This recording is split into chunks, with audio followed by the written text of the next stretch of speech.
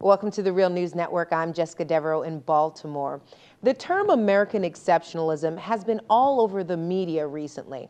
We had President Obama saying that America is exceptional in his speech to the UN General Assembly. Let's take a listen to what the president had to say.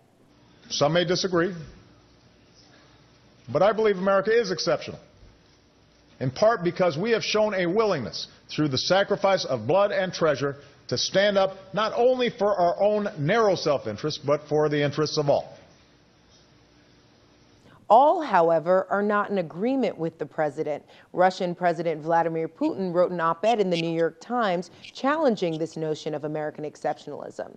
He wrote, quote, "It is extremely dangerous to encourage people to see themselves as exceptional, whatever the motivation. There are big countries and small countries, rich and poor, those with long democratic traditions and those still finding their way to democracy. Their policies differ too. We are all different, but when we ask for the Lord's blessings, we must not forget that God created us as equal." With us to deconstruct this idea of American exceptionalism is Ajamu Baraka. He's a longtime human rights activist, writer, and fellow at the Institute for Policy Studies in Washington, D.C. Thanks for joining us, Ajamu. It's my pleasure. American exceptionalism. Why is it so controversial? Because it's basically sort of a delusional concept created by American propagandists to exempt the U.S.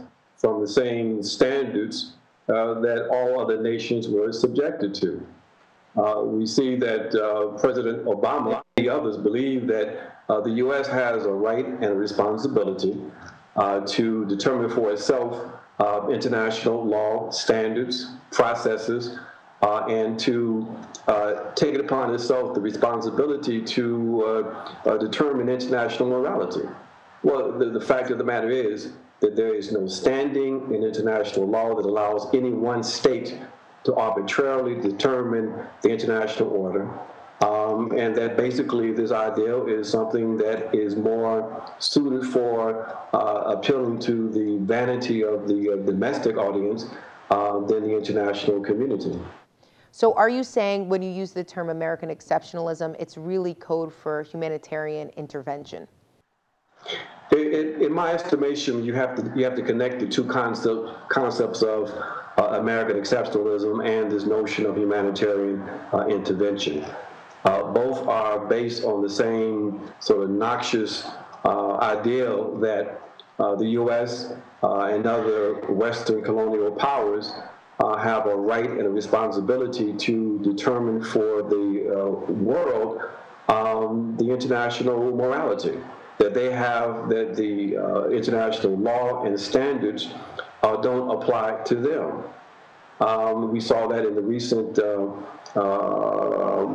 attacks that took place, not recent, but the beginning back in the 1990s with the attack on Kosovo based on their notion of humanitarian intervention.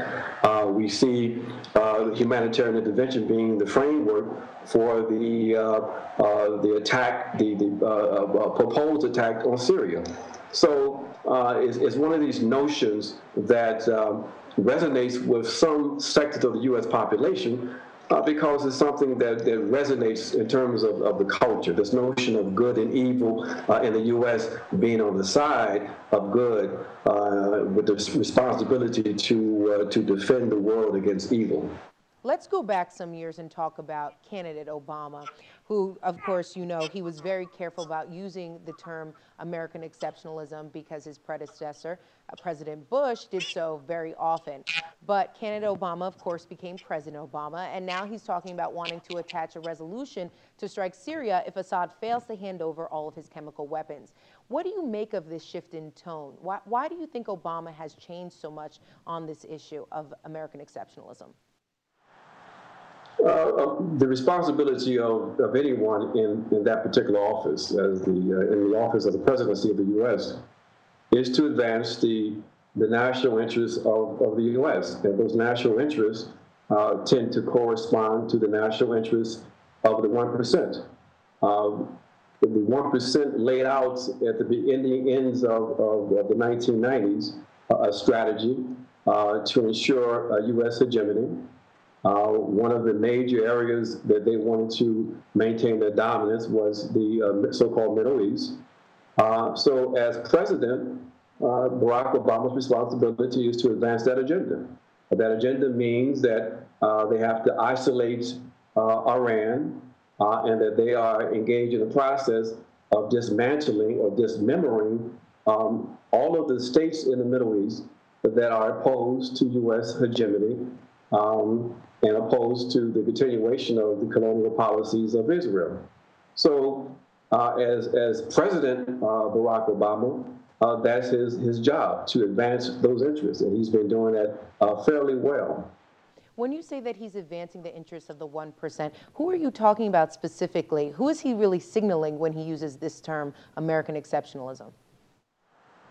Well, he's using that as a propaganda ploy to garner support from the American public for this illegal war that they were proposing against Syria, a war that was going to take place without any resolution from the Security Council. That is the only body that has the power to sanction the use of force, and without any kind of real support from the American people. The American people, in majority numbers, were opposed to the U.S. becoming more involved in Syria.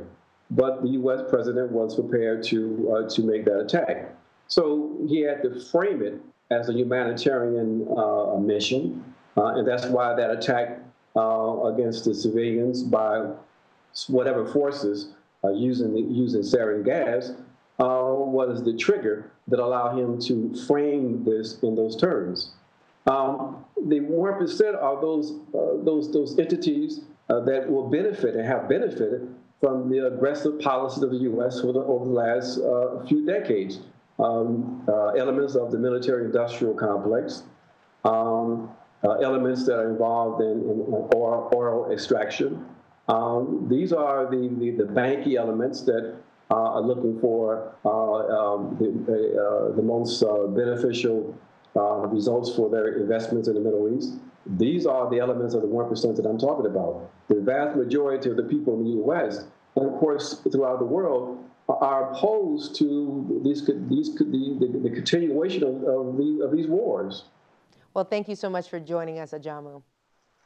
I appreciate it. My pleasure. And thank you for joining us on the Real News Network.